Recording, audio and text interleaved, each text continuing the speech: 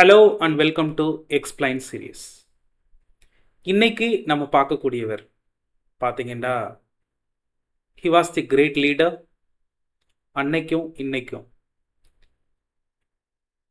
அவர் பார்த்தீங்க அப்படின்னா பொலிட்டிக்கல் லைஃப்பில் பெரிய சக்ஸஸ்ஃபுல் பர்சோனாவாக எமர்ஜ் ஆகாமல் விட்டாலும் கூட இன்னைக்கு இருக்கக்கூடிய இந்தியாவினுடைய பொலிட்டிக்கல் லேண்ட்ஸ்கேப்பில் ஹூ ஷுட் ரூல் அப்படிங்கிறத டிட்டர்மெண்ட் பண்ணக்கூடிய ஒரு இடத்துல இருக்கிறவர். He is none other than our B.R. Ambedkar. So he is the principal architect of Indian Constitution அப்படின்னு சொல்லலாம். இனிஷியல் ஃபேஸில் பார்த்தீங்க அப்படின்னா he experienced oppression everything. அதை நெகட்டிவாக எடுத்துக்கிறாம பாசிட்டிவாக ஒரு ஸ்டெப்பிங் ஸ்டோனாக எடுத்துக்கிட்டு எஜுகேஷனில் வேறவர் ஹீ இஸ் அங்கே அவருடைய முழு எக்ஸலன்ஸை காமிச்சு இந்த சொசைட்டினுடைய ஃப்ரீடம் அப்படிங்கிறது வந்து த்ரூ எஜுகேஷன் மூலமாக பண்ண முடியும் அப்படிங்கிறத வந்துட்டு தன்னுடைய லைஃப்லேயே வாழ்ந்து காட்டினவர். அது மட்டும் இல்லை, இந்தியாவினுடைய ஒட்டுமொத்த தலையெழுத்தையே மாற்றுறதுக்கான சிம்மாசனத்தில் உட்கார்ந்தவர். அவர் தான் நம்மளுடைய B.R. அம்பேத்கர். ஸோ அம்பேத்கர்னுடைய பிறந்த நாள் அப்படிங்கிறது பார்த்தீங்கன்னா ஏப்ரல் 14. ஸோ அவரை நினைவு கூறும் வகையில் நம்மளுடைய போட்டித் தேர்வு மாணவர்களுக்கு அவர் சார்ந்த அவர் வாழ்க்கை, அரசியல், இதை தாண்டி அவருடைய சோசியல் கான்ட்ரிபியூஷன் அப்படிங்கிறது வந்து நம்ம கொஞ்சம் டீட்டெயில்டாக பார்க்கலாம். Let's begin. ஸோ நம்மளுடைய B.R. அம்பேத்கர் அவர்களை நம்ம பார்த்தோம் அப்படின்னா அவரை வந்துட்டு ஒரு பர்டிகுலர் தளத்தில் நிப்பாட்டிட முடியாது. அவரை நீங்கள் வந்து ஒரு ஸ்டேட்ஸ்மேன் அப்படின்னு சொல்லலாம், ஜூரிஸ்ட்னு சொல்லலாம், ஈக்கனாமிஸ்ட்னு சொல்லலாம், இதை தாண்டி social justice, law, public morality எல்லா தளங்கள்லையும் இன்டர்லிங்க் ஆகக்கூடிய ஒரு பர்சனாலிட்டி தான் B.R. Ambedkar. He is the principal architect of constitution of republic of India அப்படின்னு நம்ம சொல்லலாம். ஸோ போஸ்ட் இண்டிபெண்டன்ஸில் பொலிட்டிக்கல் மார்ஜினலைசேஷனை கண் முன்னே பார்த்தவர். அவரையும் பார்த்தீங்க அப்படின்னா மார்ஜினலைஸ் பண்ணப்பட்டார் through the Congress party by the Jawaharlal Nehru. So இந்தியாவினுடைய ஒட்டுமொத்த மக்களுக்கான ஒரு காமன் கான்ஸ்டிடியூஷனை கொடுக்குறார். டிப்ரெஸ்டு பீப்புளுக்கு தேவையான ப்ரொடெக்ஷனை கொடுக்குறார். உலகத்தில் இவ்வளோ ப்ரொடெக்ஷன் இருக்கக்கூடிய எந்த கான்ஸ்டியூஷனுமே இன்னைக்கு லிவிங் கான்ஸ்டியூஷன் எதுவுமே இல்லை. அப்படிப்பட்ட கான்ஸ்டியூஷன் கொடுத்தவரே பொலிட்டிக்கல் மார்ஜினலைசேஷன் பண்ணப்படுறார் through the Congress party. So அவர் பிறந்தது பார்த்தீங்கன்னா 14th ஏப்ரல் 1891. ஆல்மோஸ்ட் 135 வருஷம் ஆயிடுச்சு. பட் அவருடைய ரெலவென்ஸ் அப்படிங்கிறது இன்னைக்கு இருந்துக்கிட்டு தான் இருக்கு. ஸோ அவர் பிறந்த ஊர் அப்படின்னு பார்த்தீங்கன்னா மாவ், மத்திய பிரதேஷில். இன்னைக்கு அதை நம்ம என்ன சொல்கிறோம் அப்படின்னா டாக்டர் B.R. அம்பேத்கர் நகர் அப்படின்னு சொல்கிறோம். ஹிஸ் ஃபேமிலி அப்படின்னு பார்த்தோன்னா ராம்ஜி, மலோஜி, சக்பால், பீமாபாய் இவங்களுடைய 14வது குழந்தையாக பிறக்கிறார். ஸோ இவரை வந்து ஹீ பிலாங்ஸ் டு ஒரு பர்டிகுலர் சாதியை இதில் வைக்கிறாங்க, அதுதான் மகார் காஸ்ட். ஸோ அதை வந்துட்டு அன்டச்சபிள் அப்படின்னு சொல்லிட்டு கிளாஸிஃபை பண்ணி வச்சுருந்துருக்கிறாங்க. ஸோ அந்த விஷயம் வந்துட்டு அது வந்து லோக்கலைஸ்ட் இஷ்யூவாக இருந்திருந்தாலுமே கூட அந்த பர்டிகுலர் விஷயத்தை வந்து நேஷ்னலைஸ்டு விஷயங்களாக மாற்றுறாரு. ஸோ டிப்ரெஸ்ட் இந்த மாதிரி விஷயங்கள்லாம் வந்துட்டு மக்களுக்கு தேவையில்லை. மக்களை வந்து எப்படின்னா ஒரு கிளாஸிஃபை அந்த சதுர் வர்ணா சிஸ்டத்தில் இருந்த வகைகளை மாடர்ன் டைமில் பார்த்தீங்கன்னா அந்த இன்ஜஸ்டிஸ் எல்லாமே அந்த மக்களுக்கு வந்துட்டு நடந்துடக்கூடாது அப்படிங்கிற விஷயத்தை வந்து ரொம்ப தீர்க்கமாக இருந்த ஒரு தீர்க்கதரிசி இவர். அட் தி யங் ஏஜ்லேயே பார்த்தீங்கன்னா Ambedkar faced social exclusion. So in the ஸ்கூலில் பார்த்தீங்கன்னா he made to sit separately. he not allowed to touch water வெசலை கூட தொட முடியாது. ஸோ அதுக்கு என்ன பண்ணால் கூட இருக்கக்கூடிய குழந்தைங்கள்லாம் வந்துட்டு ரிலேட்டட் டு அப்பர் வர்ணாஸ் குழந்தைங்க தான் என்ன பண்ணணும் அப்படின்னா வந்துட்டு வாட்டர் அப்படிங்கிறத கொடுக்கணும், if they willing to do அப்படிங்கிற மாதிரி சிஸ்டம் தான் இருந்துச்சு. அதுக்கு நடுவில் he met his own Guru called Ambedkar. அதனால தான் பார்த்தீங்கன்னா அவருடைய குருவோட பேர் அம்பேத்கர்.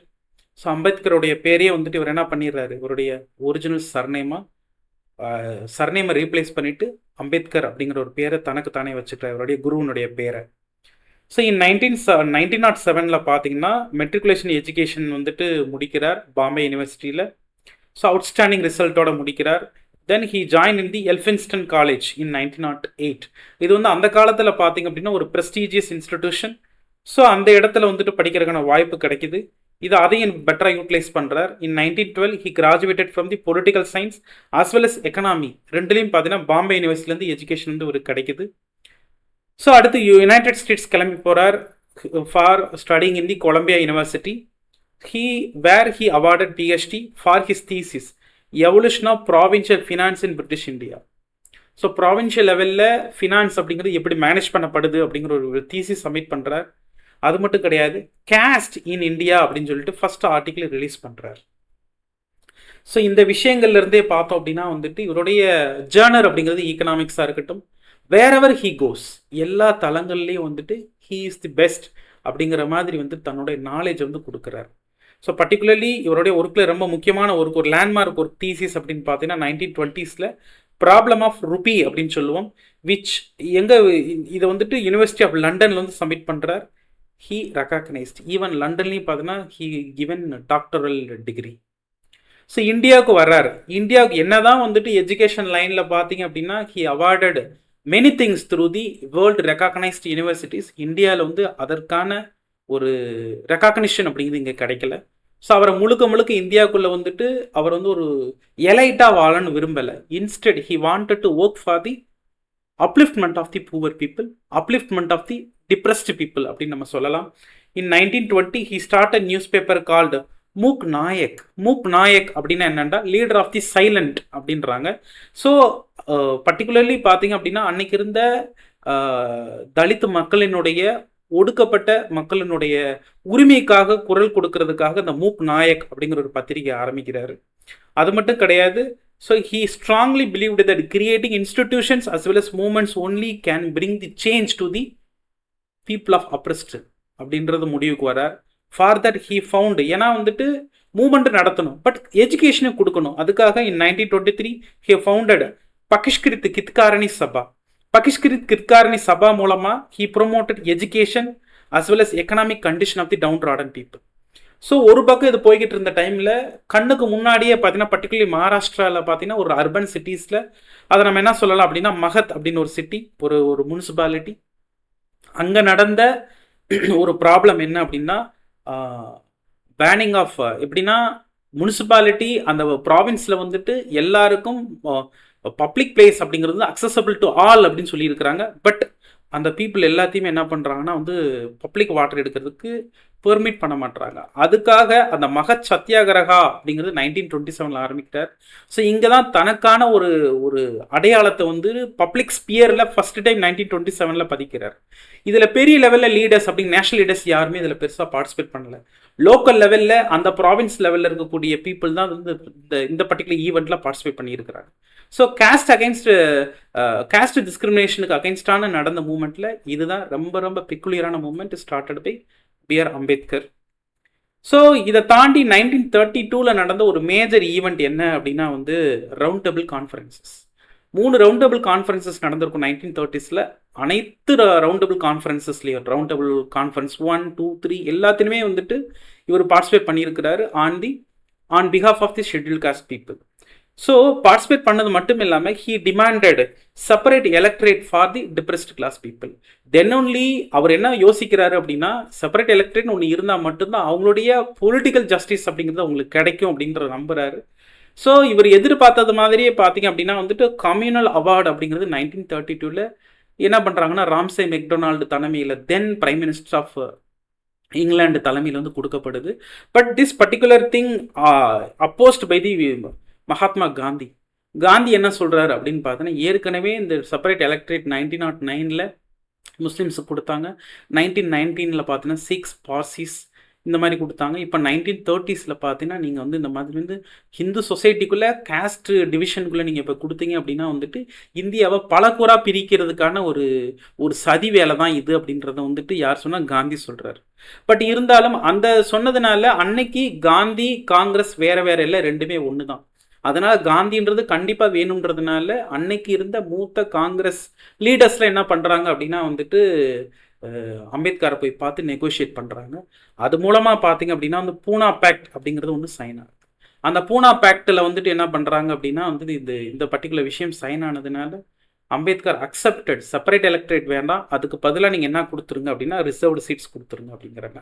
அன்னைக்கு கொடுத்த அந்த ரிசர்வ்டு சீட்ஸ்ன்ற கான்செப்ட்னால தான் இன்னைக்கு நம்மளால் வந்துட்டு பார்லிமெண்ட்லேயோ ஈவன் ஸ்டேட் லெஜிஸ்லேச்சர்லேயோ ஈவன் லோக்கல் எலெக்ஷன்லேயோ பார்த்தீங்கன்னா reserved seats for SC and எஸ்டிஸ்ன்றது வந்துட்டு பாசிபிளாக இருக்குது.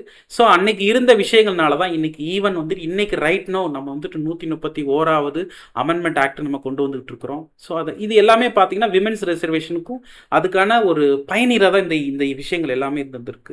காந்திக்கும் மகாத்மா காந்திக்கும் அம்பேத்கருக்கும் எப்பவுமே ஒரு டிஃபரன்ஸ் இருந்துகிட்டு தான் இருந்துச்சு. பொதுவாகவே அம்பேத்கர் காந்தி என்ன சொல்றாரு அப்படின்னா வந்துட்டு அன்டச்சபிள்ஸ்ன்றவங்களை வந்து என்ன சொல்றேன்னா ஹரிஜன் குழந்தைங்க கடவுளின் குழந்தைகள் அப்படின்னு வர்ணிக்கிறாரு. அது மட்டும் கிடையாது, ரீஃபார்ம் அப்படிங்கிறது வித்தின் ஹிந்துயிசத்துக்குள்ள தான் நடக்கணும் அப்படின்னு கேட்குறாரு. பட் அம்பேத்கருடைய பார்வையே வேற. ஏன்னா வந்துட்டு சின்ன வயசுலேருந்து அன்டச்சபிலிட்டி எல்லா விஷயங்களும் அவர் எக்ஸ்பீரியன்ஸ் பண்ணியிருக்கிறாரு. அதனால இவர் என்ன சொல்றாரு அப்படின்னா வந்துட்டு ஹியூமன் ஈக்குவாலிட்டிக்கும் டிக்னிட்டிக்கும் இன்கம்பேட்டபிளாக இருக்கிறதே கேஸ்ட் தான். So that particular cost should be abolished அப்படிங்கிறது வந்துட்டு யாருடைய வாதமாக இருக்குது அப்படின்னா அம்பேத்கருடைய வாதமாக இருக்குது. ஸோ இந்த கேஸ்ட் சிஸ்டம் அப்படிங்கிறது வந்துட்டு இருக்கணும் அப்படிங்கிறது காந்தி சொல்கிறார். பட் எல்லாருக்கும் வந்துட்டு ஒரு மாதிரி ஒரு ஈக்குவலான சொசைட்டியை வாழ கற்றுக்கணும்னு காந்தி சொல்கிறார். ஆனால் அந்த கேஸ்ட் சிஸ்டம் வேணாம் அப்படின்னு சொல்லிட்டு அம்பேத்கர் சொல்கிறார். ஸோ ரெண்டு பேரும் பார்த்தீங்கன்னா இரு பெரும் துருவங்கள் தான் நம்ம சொல்லணும். 1936 இவர் எழுதின அனிகிலேஷன் ஆஃப் கேஸ்ட் அப்படிங்கிறது வந்துட்டு கம்ப்ளீட் கேஸ்ட் சிஸ்டத்தை வந்துட்டு ஒரு பயங்கரமான ஒரு கிரிட்டிசிக்ஸ் பண்ணியிருந்துருக்கிறாங்க. அது மட்டும் கிடையாது, அம்பேத்கர் பொதுவாகவே வந்துட்டு காந்தியினுடைய ஒர்க்கும் இவருடைய ஒர்க்கும் எப்போவுமே தனித்தனியாக தான் போயிட்டு இருந்திருக்கு. இந்த பர்டிகுலர் விஷயத்துலேருந்து அந்த 1930s இருந்துட்டு காந்தியினுடைய டைரக்ஷன் இவருடைய டைரக்ஷன் கொஞ்சம் டிஃப்ரெண்ட்டாக தான் வந்துட்டு போக ஆரம்பிச்சது. அது மட்டும் கிடையாது, 1945 ரைட்டிங்ஸ்லேயே வந்து அம்பேத்கர் சொல்கிறார். என்ன சொல்கிறாருன்னா காங்கிரஸோ காந்தியோ பெருசாக அன்டச்சபிள் பீப்புளுக்காக பெருசாக ஒன்றுமே பண்ணிட முடியல. தே literally failed to two anything for the depressed people அப்படிங்கிற ஒரு விஷயத்த சொல்கிறாங்க. ஸோ அது மட்டும் கிடையாது, அவங்க எப்போவுமே வந்து அப்பர் காஸ்ட் ஹிந்து மெஜாரிட்டியை தான் வந்துட்டு என்ன பண்ணுறாங்க அப்படின்னா ப்ரையாரிட்டைஸ் பண்ணியிருக்கிறாங்க அப்படிங்கிறது சொல்கிறாங்க. அது கிட்டத்தட்ட உண்மைன்னு தான் நம்ம சொல்லி ஆகணும்.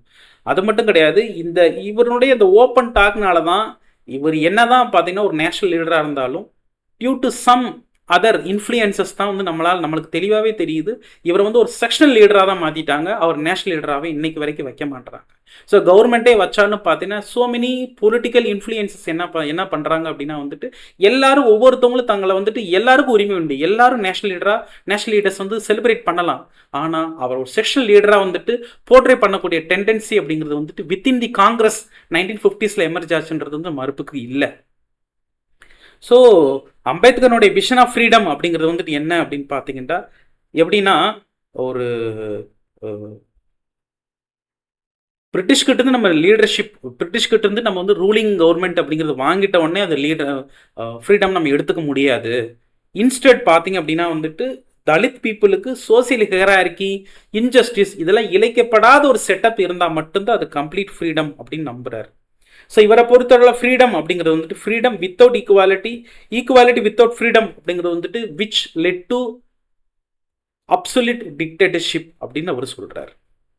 ஸோ அது மட்டும் கிடையாது, ஸோ என்னதான் ஒரு மற்ற விஷயங்களில் வந்து உடன்பாடு இல்லாமல் இருந்தாலும் கூட இவரை பொறுத்தளவில் கான்ட்ரிபியூஷன் டுவார்ட்ஸ் தி சொசைட்டி அப்படிங்கிறது ஒரு மீனிங்ஃபுல்லாக இருக்கணும் அப்படிங்கிறதுனால தான் சுதந்திரம் கிடைச்சி சில நாட்களிலேயே பர்டிகுலர்லி ஆகஸ்ட் 29, 1947 கான்ஸ்டியூஷன் அசம்பிளியினுடைய டிராஃப்டிங் கமிட்டின்னு ஒன்று போடுறாங்க. கான்ஸ்டியூஷனுக்கு தேவையான எல்லா விஷயங்களும் எடுத்தாச்சு. பட் அதுக்கான எடிட்டிங் ஒர்க் அப்படிங்கிறது ரொம்ப ரொம்ப பெக்குலியரான ஒர்க். எது தேவை எது தேவையில்லை, இதில் கரெக்ஷன் தேவை, இந்த மாதிரி விஷயங்களை புரிஞ்சுக்கிறதுக்கு the person suppose have the clear cut experiences of those.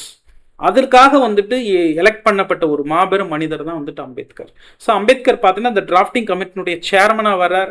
அது மட்டும் கிடையாது, இந்த டிராஃப்டிங் கமிட்டி ஒர்க் பண்ண அந்த காலகட்டத்தில் பார்த்தீங்கன்னா மோர் தென் 2473 அமெண்ட்மெண்ட்ஸ் ப்ரப்போஸ் பண்ணுறாங்க. அதை எல்லாத்தையும் ஒன் பை ஒன்னாக டிஸ்கஸ் பண்ணுறாங்க. அவருக்கு உடம்பு சரியில்லாத நேரத்துலையும் பார்த்தீங்கன்னா இது கம்ப்ளீட்டாக டிஸ்கஸ் பண்ணி ஸோ இதில் அவர் வந்துட்டு கொடுத்த ரொம்ப இம்பார்ட்டண்டான விஷயங்கள் இன்னைக்கு வரைக்கும் இந்தியன் கான்ஸ்டியூஷன் ஒரு லிவபிள் கான்ஸ்டியூஷனாக ஒரு சக்ஸஸ்ஃபுல் கான்ஸ்டியூஷனாக ரன் ஆகிறதுக்கு முக்கியமான விஷயங்கள் பார்த்தீங்க அப்படின்னா separation of power, independent judiciary, fundamental rights. So fundamental rights for every citizen regardless of the caste, sex, creed, religion, இது எல்லாத்தையுமே வந்துட்டு அஷ்யூர் பண்ணுறதுக்கு தேவையான விஷயங்களை உள்ளே கொண்டு வர. டெமோக்ரஸி அதாவது ஜஸ்டிஸ் அப்படிங்கிறது எல்லா விஷயத்திலும் வைக்கணும். சோசியல் டெமோக்ரஸி, பொலிட்டிக்கல் டெமோக்ரஸி, எல்லாத்துலேயுமே வந்து டெமோக்ரஸின்ற ஒரு விஷயத்தை உள்ள வைக்கிறார். பட் இருந்தாலும் போஸ்ட் இண்டிபெண்டன்ஸில் அவர் சந்திக்கிறக்கூடிய ட்ராஜடி அப்படிங்கிறது உண்மைதான். என்ன அப்படின்னு பார்த்தீங்கன்னா வந்துட்டு இப்போ இனிஷியலாக வந்துட்டு யூனியன் கவர்மெண்ட்டில் ஃபஸ்ட்டு லா மினிஸ்டராக உள்ளே வர்றார். பட் இருந்தாலும் அவர் என்னென்ன ப்ரொப்போஸ் பண்ணாரோ அதெல்லாம் பெரிய லெவலில் என்ன பண்ணப்படலை அப்படின்னா லாவாக கொண்டு வரப்படலை. So there is a difference emerged between ruling government particularly headed by the Jawaharlal Nehru as well as Ambedkar. So Ambedkar வந்துட்டு இந்த பர்டிகுலர் பொசிஷன்லேருந்து நம்மளால் வந்துட்டு பெருசாக தலித்ஸ்க்கான எம்பவர்மெண்ட்டு பண்ணிட முடியாதுன்றதுக்காக அந்த பர்டிகுலர் பார்ட்டியை விட்டு வெளியில் வர்றார். 1952 எலெக்ஷனில் பார்த்தோன்னா ஃபஸ்ட்டு டைம் வந்து இண்டிபெண்ட்டாக அவர் நிற்கிறார் on the party called scheduled caste federation which was started by Ambedkar himself நிற்கிறார். பட் இதில் என்ன ஒரு பியூட்டின்னு சொல்ல முடியாது. என்னென்னா இவர் யாருக்காக இவ்வளவு தூரம் வேலை செஞ்சாரோ அந்த காங்கிரஸ் பார்ட்டி என்ன பண்ணுது அப்படின்னா வந்துட்டு, ஏன்னா பாம்பேயில் நார்த் சென்ட்ரல் கான்ஸ்டிடுவன்சியில் நிற்கிறார் இந்த ஷெட்யூல் காஸ்ட் ஃபெடரேஷனுக்காக. இவரை எதிர்த்து என்ன பண்ண இவரோட ஓன் அசிஸ்டண்ட்டையே வந்துட்டு யார் நிப்பாட்டுறாருன்னா காங்கிரஸ் சார்பாக ஜவஹர்லால் நேருவே நிப்பாட்டுறாரு.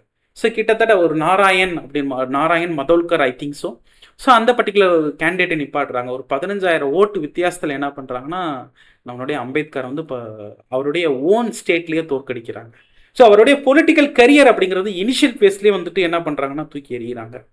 ஸோ இது நமக்கு நல்லாவே புரியுது. இவர் வந்துட்டு என்னதான் கான்ஸ்டியூஷன் எழுதி கொடுத்துருந்தாலும் சரி, மற்ற விஷயங்கள் பண்ணியிருந்தாலும் பொலிட்டிக்கல் கரியரில் 1956 இந்த 52 வந்துட்டு இந்த மாதிரி நடந்துட்டதுனால அதுக்கு பிறகு என்ன பண்ணுறாரு அப்படின்னு பார்த்தீங்கன்னா வெல்ஃபேர் ஆஃப் டிப்ரெஸ்டு கிளாஸஸ்க்காக நிறைய எழுதுறாரு. 1956 இறந்தும் போய்ட்டுறாரு. ஸோ இன்னைக்கு நிலைமைக்கு இந்தியாவுடைய பொலிட்டிக்கல் அட்மாஸ்பியரில் வந்துட்டு தவிர்க்க முடியாத ஒரு ஆளுமை நேஷனல் லீடர் அம்பேத்கர் தான். ஆனால் Ambedkar himself isolated by the national parties on those time அப்படிங்கிறத நம்ம புரிஞ்சுக்கணும். ஸோ அவருக்கான ரெகாக்னிஷன் வந்துட்டு பெரிய லெவலில் கொடுக்கப்படலை. கடைசியாக பார்த்தீங்கன்னா இந்தியாவினுடைய 7th prime minister VP Singh தலைமையில் தான் என்ன பண்ணுறாங்கன்னா அம்பேத்கருக்கு வந்துட்டு பாரத ரத்னா அப்படிங்கிறதே அவார்ட். ஸோ இவரை பொறுத்தளவில் வந்துட்டு அம்பேத்கர் அப்படிங்கிறது அப்பரஸ்ட் கிளாஸஸ்க்கான லீடர்ஸ் மட்டும் நம்ம எடுத்துக்க முடியாது. ஸோ இன்றைக்கி நேஷனல் பில்டிங் ஹையர் ஆர்டரில் வந்துட்டு நேஷனல் பில்டிங் நடந்திருக்கு அப்படின்னா அதில் தவிர்க்க முடியாத ஒரு ஆளுமை, அனைத்து மக்களுக்கான ஒரு உரிமைகளை பறைசாற்றினவர் அப்படின்னா வந்துட்டு அம்பேத்கர்ன்றதில் எல்லளவும் சந்தேகம் இல்லை. இவரை பொறுத்தல் இவரோட ஐகானிக் கால் என்ன அப்படின்னா எஜுகேட், அஜிடேட், ஆர்கனைஸ் அப்படிங்கிறாங்க. ஸோ அந்த பர்டிகுலர் கால் ஒரு கிளாரியன் கால் அப்படிங்கிறது அன்னைக்கு மட்டும் கிடையாது, இன்னைக்கு மட்டும் இல்லை, என்னைக்கும் அது வந்து இளைய தலைமுறையை வழி நடத்தும் அப்படிங்கிறது சந்தேகம் இல்லை. இன்னொரு நல்ல ஒரு டாப்பிக்கில் வில் மீட். Thank you all.